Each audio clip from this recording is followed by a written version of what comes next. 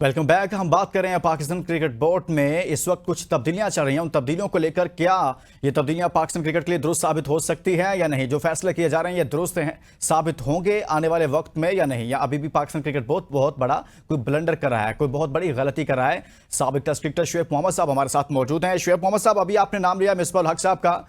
Sir, कहा यह जा रहा है कि यहां पर व्हाइट बॉल के लिए तो माइक हसन को लगा दिया गया, लेकिन रेड बॉल के लिए शायद मिसबाह और सकलैन का नाम एक मरतबा से फिर से आ रहा है। ये भी वही साहिबान है, ये वही लोग हैं जो पहले भी पाकिस्तान क्रिकेट के साथ काम कर चुके हैं, बतौर कोच, बतौर बॉलिंग कंसल्टेंट, कोई बैटिंग कंसल्टेंट के तौर पर, कोई हेड कोच के तौर पर। सर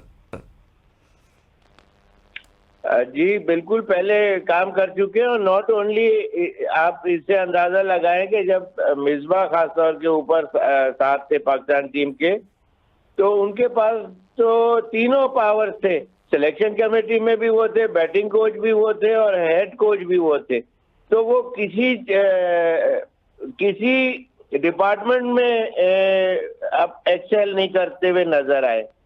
और बहुत लोगों ने उनको एक्सपोज किया कि उनकी तीनों डिपार्टमेंट की क्या क्या गलती थी। मैंने तो पहले ही बताया था कि ये टोटली फॉल्स डिसीजन है और ये बिल्कुल इस तरह नहीं होना चाहिए। और उन्होंने अपना कह गुला के वो चीज अपना मनवा ली और वो उस पावरफुल प्लेस या स्टेज के ऊपर आए जहाँ तीनों चीजें उनके अंडर आती थी जी। तो जब वहां वो तीनों चीजें भी हासिल करके भी जब उनका डिजास्टर्स आउटस्टर हुआ, जब उनको हटाया गया, तो अब वो आके क्या, जब ये तो अब एक चीज उनके हाथ में आएगी ना, जो हेड कोच के तौर के ऊपर। जी जी। तो उसके अंदर वो बोलेंगे कि अच्छा जी, आप सिलेक्शन कमेटी के ऊपर ब्लेम गेम जो है अपने ऊपर तो कोई डालना नहीं चाहता। जी जी। ना इन्होंने डाला, इन्होंने तो तीनों जब थे तो जब भी वो चीज नहीं डाली अपने ऊपर, कोई भी चीज नहीं ली अपने ऊपर।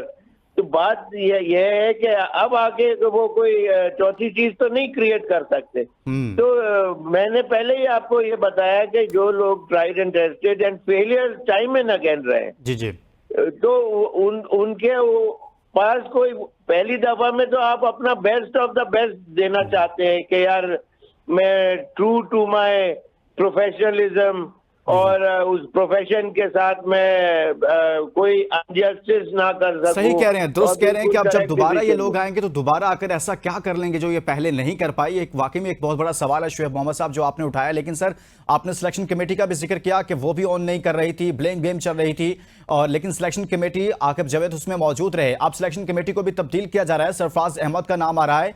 आपके ख्याल में सिलेक्शन कमेटी को तब्दील अगर किया जाता है तो किस तरह की सिलेक्शन कमेटी तश्कील पानी चाहिए? कौन से लोग उसमें होने चाहिए जो पाकिस्तान क्रिकेट में मेरिट को फरोग दे सकें?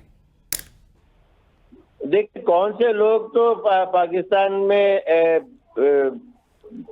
दूसरे लोग भी हैं, लेकिन इन लोगों के साथ मैं हमेशा ये सोचता हूं कि ये नई सिलेक्शन कमेटी शायद ये कुछ अच्छा परफॉर्मेंस दे, उनकी डिसीजन अच्छी हो, लेकिन हर दफा पिछली दफा से मोर डिजास्टर्स किस्म की परफॉर्मेंसेज एज सिलेक्शन नजर आती रही है।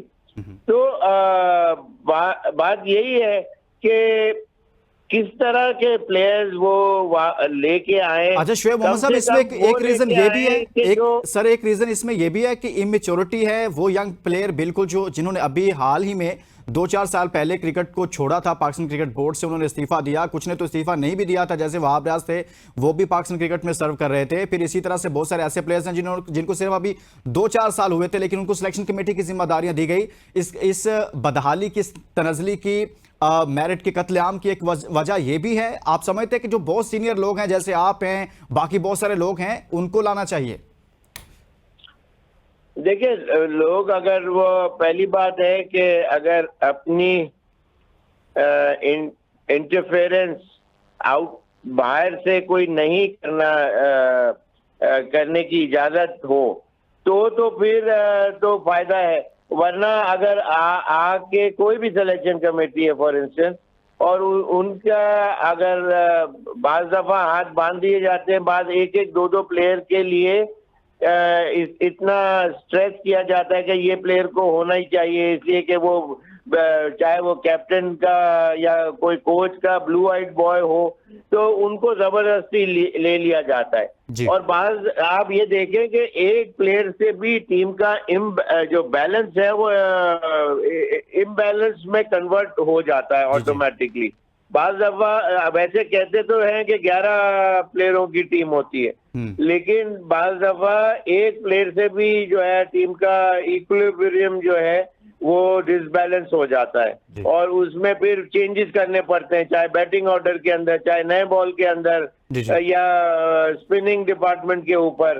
तो ये बहुत सी चीजें जो गलत डिसीजन से देखने में आ जाती है, उनको आती उनको रही उन पर है। फौरी फैसला साजी जरूरी होती है, उन पर फौरी फैसला लेना चाहिए, ये सिलेक्शन कमेटी की जिम्मेदारी होती है। शुएब मोहम्मद साहब, जब हम कोचिंग की बात करते हैं तो पाकिस्तान क्रिकेट बोर्ड एक मरतबा फिर गैर मुल्की कोचेस की तरफ चला गया है और माइक कैसन को पाकिस्तान टीम की व्हाइट बॉल टीम की कोचिंग सौंप दी गई है, उनको जिम्मेदारियां सौंप दी गई हैं। क्या गैर मुल्की कोच ही पाकिस्तान के लिए बेहतर है या पाकिस्तानी कोच भी पाकिस्तान टीम को बेहतर कर सकता है, जिस चैलेंज से इस वक्त पाकिस्तान टीम नबरदाजमा है?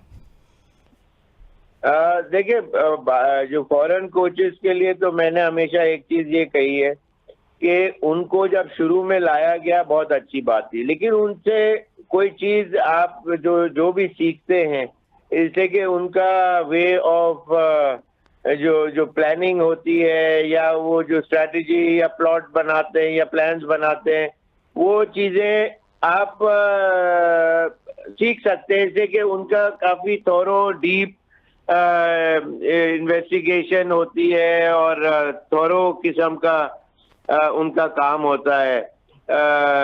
They dig deeper then the rest of the players, specially from Pakistan, इसलिए कि कुछ साइंटिफिकली भी उसमें चीजें यूज हो रही होती हैं, गैजेटरी भी यूज हो रही होती है और इस किस्म की चीजें। लेकिन पाकिस्तान के पास कोई कमी थोड़ी है। बात यह है कि राइट डिसीजन होना जरूरी है। आप राइट डिसीजन के अंदर आप फरारी में कोई ऑर्डिनरी फ्यूल डाल देंगे तो वो 2 कदम भी आगे नहीं चलेगी। तो राइट डिसीजन जो है वो लेना बहुत जरूरी होता है और पाकिस्तान ने दुनिया में जाके, चाहे पाकिस्तान में या दुनिया में जाके, वर्ल्ड रिकॉर्ड किए, 300-300, 400-400 रन क्रिएट हुए, 10-10 विकेटें ली गई हैं और टाइम एंड अगेन ली गई हैं, डबल सेंचुरियाज और ये और किस्म की चीजें, ट्रिपल सेंचुरीज भी होती रही हैं।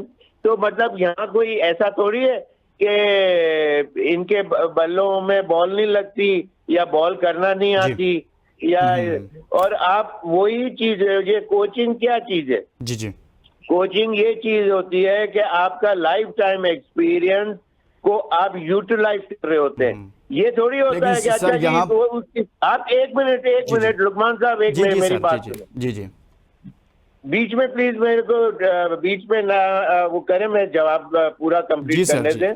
Thank you. उसमें ये होता है कि आपका जो लाइफ टाइम एक्सपीरियंस होता है वो आप यूज कर रहे होते हैं क्रिकेट, जो वाइल प्लेइंग डेज के अंदर जो आप चीजें सीख रहे होते हैं। ये थोड़ी होता है जो कोच बन गया तो अच्छा जी वो पेज 256 के ऊपर ये ट्रिक लिखी हुई है या ये चीज एक्ट लिखी हुई है तो ये अप्लाई होगी, कोई सम की तरह या कोई फॉर्मूला का, कोई अलजेब्रे का सवाल नहीं है।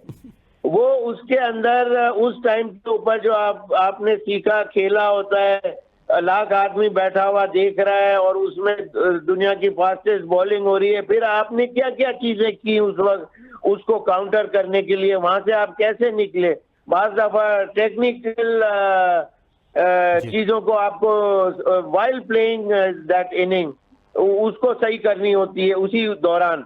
बाज़ दफा आपको दिल तो बड़ा रखना ही पड़ता है, लेकिन और मजबूत होना पड़ता है। बाज़ दफा आपको सिंगल डबल्स के ऊपर उसको किल करना पड़ता है, उसकी अच्छी बॉलिंग को उसको काउंटर करने के लिए। बाज़ दफा एक आध शॉट या 1-2 शॉट आपको ऐसे रैश शॉट खेलने पड़ते हैं ताकि उससे प्रेशर रिलीज हो और सामने वाली टीम जो बिल्डअप कर रही होती है प्रेशर। तो कहने का मतलब ये है कि ये कोई किताबी क्रिकेट नहीं है ये जो पाकिस्तान हर वक्त जो लेवल 3 होना चाहिए, कोच का होना जरूरी है। अबे भाई, जो चीजें जो आपने 15-20 साल खेल के या 30 साल क्रिकेट के साथ अटैच होके सीखी होती है, वो एक्सपीरियंस होता है और वो आप कन्वर्ट करते हैं while being a coach of any team। सही बात की, ये बात होती है। दुरुस्त निशानदेही की है शोएब मोहम्मद साहब आपने, के असल चीज वो होती है जो आप पाकिस्तान क्रिकेट को देकर या क्रिकेट को किसी भी दुनिया की क्रिकेट को देकर 15-20 साल आपने दिए होते हैं, वो एक्सपीरियंस आपने कन्वर्ट करना होता है, उसको डिलीवर करना होता है, उसको यूटिलाइज करना होता है। बहुत बहुत शुक्रिया शोएब मोहम्मद साहब हमारे साथ मौजूद रहे और आज के शो में हमने बात की है सिलेक्शन कमेटी के हवाले से, कोचिंग के हवाले से। इसके साथ ही इजाजत दीजिए, अपना बहुत सारा ख्याल रखिएगा। अल्लाह हाफिज।